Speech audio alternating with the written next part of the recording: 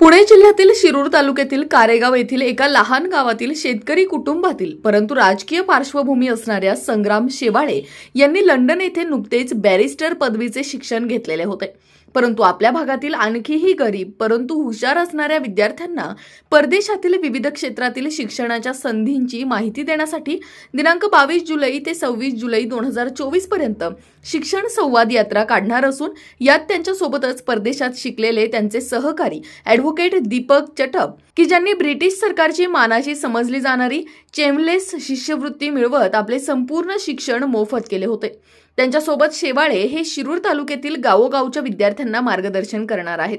याच पार्श्वभूमीवर शेवाळे यांनी शनिवार दिनांक 20 जुलै 2024 रोजी कारेगाव येथे पत्रकार परिषद घेत सविस्तर माहिती दिली। संग्राम शेवाळे हे जनता दल सेक्युलर पक्षाचे प्रदेशाध्यक्ष नाथाभाऊ शेवाळे यांचे चिरंजीव असून पक्षाच्या विद्यार्थी आघाडीचे ते प्रदेशाध्यक्ष म्हणूनही जबाबदारी पाहत आहेत। याच पत्रकार परिषदेचा प्रत्यक्ष आढावा घेतलाय आमचे विभागीय संपादक रवींद्र खुडे यांनी। पाहूयात। आपल्या महापुरुषांनी आपल्याला शिक्षणाचं महत्त्व इथून मागच्या काळात पटवून दिलेलंच आहे। पण येणाऱ्या भविष्य काळामध्ये आपल्याला फक्त साक्षर होऊन चालणार नाही तर दर्जेदार शिक्षण सुद्धा घेतलं पाहिजे। त्या दर्जेदार शिक्षणासाठी मी आणि माझे सहकारी ॲडव्होकेट दीपक चटप हे चंद्रपूरवरून येत आहेत। ते ब्रिटिश गव्हर्नमेंटची चेवनिन स्कॉलरशिप प्राप्त वकील आहेत, तरुण आहेत। तर आम्ही दोघे मिळून असं या शिरूर तालुक्यामध्ये शिक्षण संवाद यात्रा येत्या सोमवारपासून सुरू करतोय। या यात्रेचा उद्देश असा आहे की ग्रामीण भागातली मुलं जास्तीत जास्त उच्च शिक्षित झाली पाहिजे, परदेशामध्ये शिक्षणासाठी गेली पाहिजे, भारतातल्या नामांकित विद्यापीठामध्ये गेली पाहिजे। हा या यात्रेचा मूळ उद्देश आहे। मग या यात्रेमध्ये आम्ही शिरूर तालुक्याच्या विविध ग्रामीण भागात जाऊन विद्यार्थ्यांना शिक्षणाचं महत्त्व पटवून देणार। मग आता मगाशी मी सांगितल्याप्रमाणे आपल्याला नुसतं साक्षर होऊन चालणार नाही तर शिक्षणात सुद्धा दर्जेदार शिक्षण झालं पाहिजे। चांगल्या विद्यापीठात आपली ग्रामीण भागातली मुलं गेली पाहिजे, परदेशात आपली ग्रामीण भागातली मुलं गेली पाहिजे।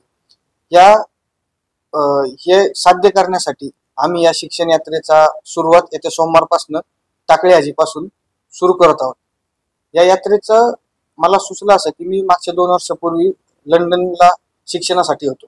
शिक्षणासाठी शिकत असताना तर विविध भागातली मुलं मला भेटायची, मग देशभरातून आलेली मुलं असायची। पण त्याचं प्रमाण जर आपण बघितलं तर साऊथ इंडियन मुलं तिथे जास्त होती, मग आंध्र प्रदेश असेल, तमिळनाडू असेल, विशेषतः केरळची मुलं जास्त प्रमाणात तिथे भेटली। मग महाराष्ट्रातली ह्या सगळ्या तुलनेत मुलं कमी होती, जरी होती तरी ती मग ती कुठली होती तर मग पुणे, मुंबई, नागपूर या मेट्रो सिटी सारखी जी मोठी शहर आहेत त्या शहरातली मुलं मला तिथे भेटली।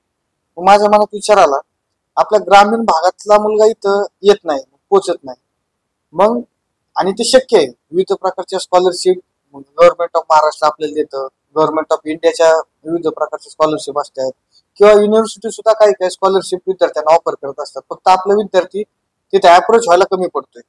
तर हेच विद्यार्थ्यांना सांगण्यासाठी ह्या शिक्षण यात्रेचं आयोजन आम्ही केलेलं आहे आणि ही शिक्षण यात्रा तालुक्यातल्या विविध गावामध्ये जाऊन विद्यार्थ्यांना शिक्षणाचं महत्त्व पटवून देणार आहे आणि अनेक विद्यापीठांची माहिती, स्कॉलरशिपची माहिती, त्याला अप्लाय कसं करायचं, ती मिळवायची कशी, या संदर्भात आम्ही ग्रामीण भागात जाऊन विद्यार्थ्यांना शिक्षणाचा जागर करण्यासाठी, शिक्षणाचा प्रचार करण्यासाठी या यात्रेचं आयोजन आम्ही केलेलं आहे।